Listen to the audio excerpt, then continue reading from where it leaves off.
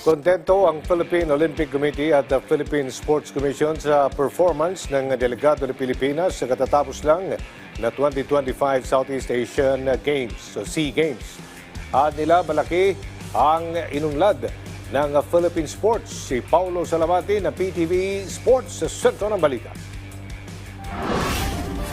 Tinapos ng Pilipinas ang kanilang kampanya sa 33rd Thailand Southeast Asian Games nang nasa ika-6 na pwesto matapos magbulsa ng 50 ginto, 73 silver at 154 bronze medals. Mas mababa ng 10 medalya kumpara sa initial na target ng 60 gold medals at mas mababa ng 2 pwesto sa layuning makapag-top 4 sa 2025 SEA Games ranking. Pero sa kabila nito, ibinahagi ni na Philippine Olympic Committee President Abraham Bambol Tolentino at Philippine Sports Commission Chairman Patrick Gregorio na kontento sila sa naabot na tagumpay at ibinigay na karangalan sa bansa ng Philippine Delegation sa halos 2 linggong biennial games sa Thailand. We broke many records. We defended. We beat their games. Yun ang importante doon. Yes. We beat their games. We defended our games. Yeah, ganun lang kasimple. Kaya bonus na nga yung yung goal ng football eh. Yung talunin ng Thailand. Yes. That's it.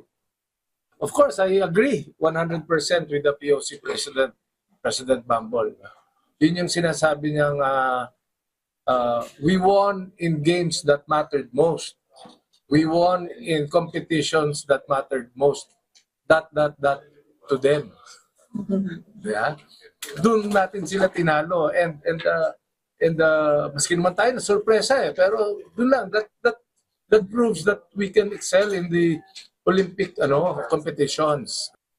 Kabilang sa mga tampok na panalo ng Pilipinas, ang 2 gintong medalya ng Gilas Men's and Women's 5x5 basketball team, softball at baseball, 3 gintong medalya sa swimming sa pangunguna ni Kayla Sanchez, habang naghatid din ng ginto sina tennis star Alex Ayala, women's beach volleyball team, Filipino pole vaulter na si AJ Obiena at marami pang iba.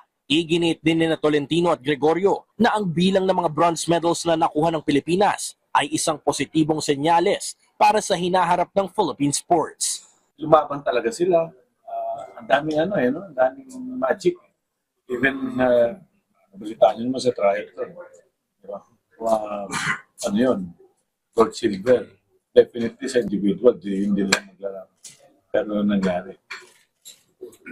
Kinulang tayo. Kung gano'n, dapat pala, may sarili tayo chef doon. Tayo na nagluto doon sa next day. Kasi may mangyayari. Mahirap yung tumakbo ng gano'n. Ang pakiramdam. Diba? Ano yun? Totoong nangyari yun. Yan yung grassroots natin. Yung bronze medals na yan ang grassroots natin. And mag-i-improve yan because we gave them an opportunity to participate in the Southeast Asian Games in Bangkok. So, ako very happy ako. Samantala, hinawakan ng Thailand ang pagiging overall champion matapos magtala ng kabuuang 233 gold medals, 154 silver medals at 112 bronze medals. Paulo Salamatin mula sa POC Media para sa Pambansang TV para sa Bagong Pilipinas.